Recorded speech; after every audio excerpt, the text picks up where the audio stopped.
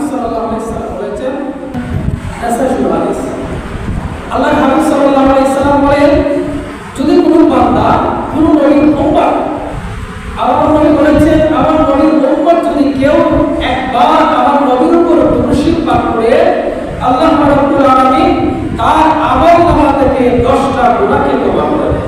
সুবহানাল্লাহ।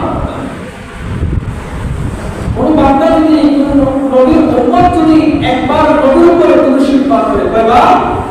একবার যদি কোন বান্দা দুরূদ শরীফ পাঠ করে, আল্লাহ তাআলা তার আমলনামা থেকে, ওই বান্দার আমলনামা থেকে 10টা গুনাহকে ক্ষমা করে দেন।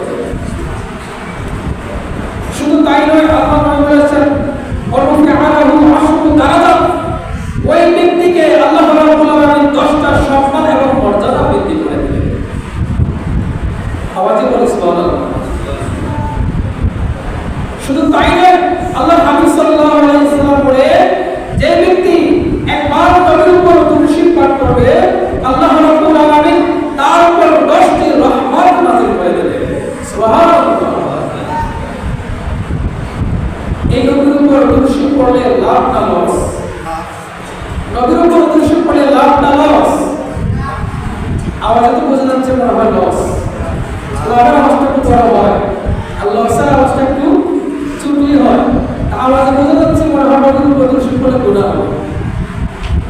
যে নবী স্বয়ং বলেছেন পবিত্র জবানে যে আমার উপর যারা একবার দুরূদ পাঠ করবে, একবার, শতবার নয়, হাজারবার নয়, শুধু একবার বলেছেন, একবারের ফজিলত যে ব্যক্তি করবে তার আমলনামা থেকে 10টা গুনাহ ক্ষমা হয়ে যাবে। শুধু তাই নয়, আল্লাহ রাব্বুল আলামিন তার আমলনামায় 10টা সম্মান মর্যাদা বৃদ্ধি করে দেবেন। শুধু তাই নয়, আমার নবী বলেছে, ওই ব্যক্তিকে আল্লাহ রাব্বুল আলামিন এমন সম্মান, এমন মর্যাদা দান করবে, যে সম্মান মানুষ দুনিয়ার মানুষকে দেখতে পাবে। এই সম্মান মর্যাদা আমরা চাই না? একবার করবে। আর আমার নবী বলে, যদি কেউ 100 বার, দৈনিক 100 বার দুরূদ শরীফ পাঠ করে, আল্লাহ রাব্বুল আলামিন তাকে 100টা হাজত পূরণ করে দিবেন। কয়শো হাজার? 100টা হাজত, মানে 100টা মনের আশা পূরণ করবে। তার মানে দুনিয়ার মধ্যে হচ্ছে 30টা, 70টা হচ্ছে আখিরাতে। সুবহানাল্লাহ। দুরূদ শরীফ যত পড়বেন তত সম্মান বৃদ্ধি হবে, দুরূদ শরীফ যত পড়বেন তত মর্যাদা বৃদ্ধি হবে, দুরূদ শরীফ যত পড়বেন তত গুনাহ ক্ষমা হবে। কেউ যদি আখিরাতে নাজাত পাইতে চায়, নবীর সুপারিশ পাইতে চায়, নবীর দুরূদ শরীফ ছাড়া বিকল্প কোনো রাস্তা নেই। যারা যত বেশি দুরূদ শরীফ পড়বে, হাসরের ময়দানে, ওই কিয়ামতের ময়দানে, কঠিন মুসিবতের সময় সে বেশি তত তাড়াতাড়ি নাজাত প্রাপ্ত হবে। কঠিন আযাব থেকে মুক্তি পাবে। কবর থেকে, কবরের আযাব থেকে কেউ যদি মুক্তি পেতে চায়, নবীর দুরূদ শরীফ ছাড়া কোনো বিকল্প কোনো রাস্তা নাই। নবী বলেছেন, কেউ যদি নবীর উপর দুরূদ শরীফ পাঠ করে হাসরের ময়দানে যাইতে পারে, ফুল সিরাত তার জন্য মুক্তি। নবী বলেছেন, কেউ যদি দুরূদ শরীফ পড়ে আখিরাতে যাইতে পারে, তার জন্য মিজানের পাল্লা, নেকির পাল্লা ভারী হয়ে সে জান্নাতে যেতে পারে। এই জন্য দুরূদ শরীফ ছাড়া কোনো বিকল্প রাস্তা। قال النبي صلى الله عليه وسلم, আল্লাহর হাবিব সাল্লাল্লাহু আলাইহি সাল্লাম বলেছেন, ইন্না লিল্লাহি মালাইকাতান সায়াহিনা ফিল আরদি ইয়াবলিগুনা মিন উম্মতি সালাম। তারাবিশ হাদিস। আল্লাহ রাব্বুল আলামিন এই দুনিয়ার মধ্যে অসংখ্য ফেরেশতা সৃষ্টি করেছেন। তার মধ্যে কিছু সংখ্যক ফেরেশতা আল্লাহ রাব্বুল আলামিন নবীর জন্য রেখেছেন। এই নবীর জন্য কিছু ফেরেশতা আল্লাহ রাব্বুল আলামিন রেখেছেন।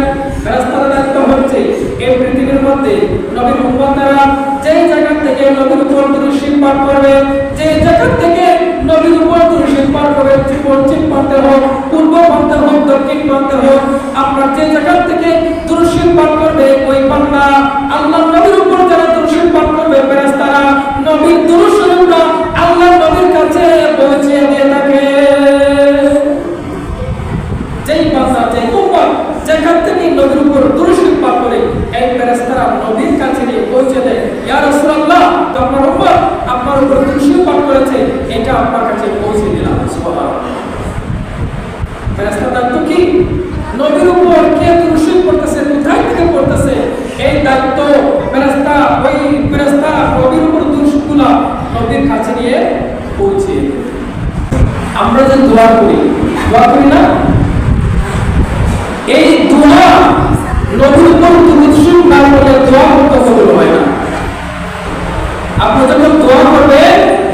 নবীর উপর যদি আপনি দুরূদ শরীফ না পড়েন এই দোয়াটা কবুল হয় না।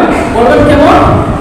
قال النبي صلى الله عليه وسلم الله বলেছেন وعن عمر بن الخطاب رضي الله تعالى عنه أنه قال إن الدعاء موقوف بين السماء والأرض لا يصعد منها شيء حتى تصلوا على نبيك وترمذي তিরমিজি শুরু হয়েছে। আল্লাহ নবী সাল্লাল্লাহু আলাইহি ওয়াসাল্লাম বলেন বান্দা যখন দোয়া করে ওই দোয়াটা আসমান এবং জমিনের মধ্যখানে ঝুলন্ত অবস্থা থাকে। আসমান এবং জমিনের মধ্যখানে ঝুলন্ত অবস্থা থাকে। যখন বান্দা নবীর উপর দুরূদ শরীফ পাঠ করে দুরূদ শরীফ পড়তে দেরি হয় আল্লাহ তাআলা বলেন এই দোয়াটা পড়তে দেরি হয় না। নবীর উপর দুরূদ শরীফ না পড়লে এই দোয়াটা আল্লাহর কাছে পৌঁছে না। যখন আপনি দুরূদ শরীফ পড়বেন আল্লাহ তাআলা দরবারে এই দোয়া পৌঁছে যাবে। তার মানে বোঝা গেল নবীর দুরূদ ছাড়া আল্লাহর কাছে এই দোয়া গ্রহণযোগ্য নয়। অবশ্যই দোয়ার সময় নবীর উপর দুরূদ শরীফ পাঠ করতে হবে। নবীর উপর দুরূদ শরীফ পাঠ করতে হবে। নবীর দুরূদ ছাড়া দুনিয়াতে যেমন বিকল্প কোনো রাস্তা নাই, আখিরাতেও বিকল্প কোনো রাস্তা নেই। দুনিয়াতে যদি কোনো মানুষ শান্তি চায়, শান্তি পেতে চায়, অবশ্যই বেশি বেশি করে দুরূদ শরীফ পাঠ করতে হবে। আপনি মুসলমান করে গেছেন, নবীর উপর দুরূদ শরীফ পাঠ করেন, অবাক করে গেছেন, নবীর উপর দুরূদ শরীফ পাঠ করেন, বিপদগ্রস্ত হয়ে গেছেন, নবীর উপর দুরূদ শরীফ পাঠ করেন, আপনি অসুস্থ হয়ে গেছেন, নবীর উপর দুরূদ পাঠ করেন, যখন অসুস্থ হবেন দূরে দূরে নবীর উপর দুরূদ শরীফ পাঠ করবেন, আল্লাহ নবী আপনাকে আল্লাহ তাআলার কাছ থেকে সুপারিশ করে অসুস্থ থেকে সুস্থ করে দেবেন। দুরূদ শরীফ পাঠ করবেন, বিপদ দূর হয়ে যাবে। দুরূদ শরীফ পাঠ করবেন, মুসিবত দূর হয়ে যাবে। দুরূদ শরীফ পাঠ করবেন, আপনার অভাব থাকবে না। এটা আমার নবী স্বয়ং করে দিয়েছেন। সুবহানাল্লাহ। এই জন্য দুরূদ শরীফ ছাড়া কোনো বিকল্প রাস্তা নেই। আমরা কি মধু পান করছি? মধু খেতে গেছেন? মধু হচ্ছে সর্বরোগের ওষুধ। মধু হচ্ছে সর্বরোগের ওষুধ। এটা মরণ রোগ ছাড়া সব রোগের কাজ করে। মধু কিভাবে হয়? একদিন মৌমাছিরা আকাশের দিকে উড়তে উড়তে যাচ্ছে। নবীর নজর পড়ল। নবী ডাক দিলেন, এ মৌমাছি এদিকে আসো। কি বলেন? মৌমাছি কি নবীর কথা শুনে? শুনে না? বিশ্বাস নাই? নবী ডাক দিলেন, মৌমাছি এদিকে আসো। সব দলবলরা নবীর কাছে আসলো। ইয়া রাসূলুল্লাহ, লাব্বাইক ইয়া রাসূলুল্লাহ। কেন ডাকলেন? নবী বলেন, তোমরা কোথায় যাচ্ছ? মৌমাছি উত্তর দেয়, ইয়া রাসূলুল্লাহ, আমরা ফুল থেকে মধু আহরণ করার জন্য যাচ্ছি। সুবহানাল্লাহ, কি বলেন না? ফুল থেকে মধু আহরণ করার জন্য যাচ্ছি। আল্লাহ নবী বলেন, তোমরা তো ফুল থেকে মধু আহরণ করো, এই ফুলগুলোর মধু তো একরকম থাকে না, রস কি একরকম থাকে? কোনো ফলের রস তিতা থাকে, আবার কোনো ফলের রস পাংশা থাকে, কোনো ফলের রস আবার মিষ্টি থাকে। এখন ফুলের রস একরকম, কিন্তু আমরা মধু খাই একরকম, ঠিক না? মধু খাইলে কিছু লাগে? তিতা লাগে না? কি লাগে? মিষ্টি লাগে। এটা কি আপনি চিনি দিয়েছেন? বাসার থেকে আপনি কেটে যখন পান করবেন তখন কোনটা মিষ্টি লাগে, তাহলে কি আপনি কি মিষ্টি দিলেন না? অটোমেটিক মিষ্টি কিভাবে হলো? এটা একটা রহস্য।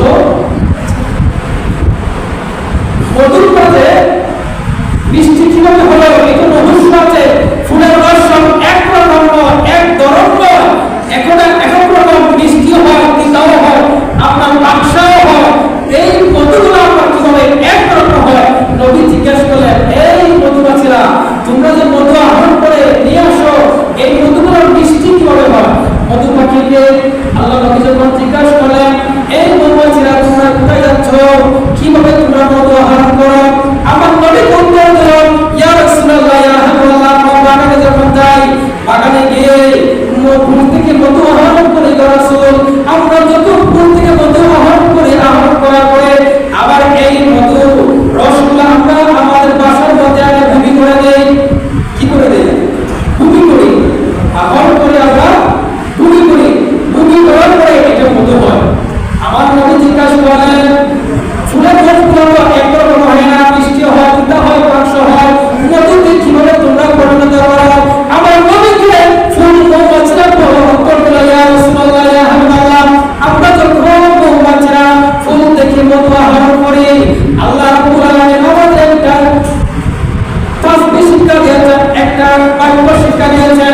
এই বাক্য যখন পাঠ করি আল্লাহ রাব্বুল আলামিন এই তাওফিক করার করবে তাওফিক করার কারণে আল্লাহ তাআলা এই মধুগুলা তিতাকে মিষ্টি করে দেন, বাক্সাকে মিষ্টি করে দেন।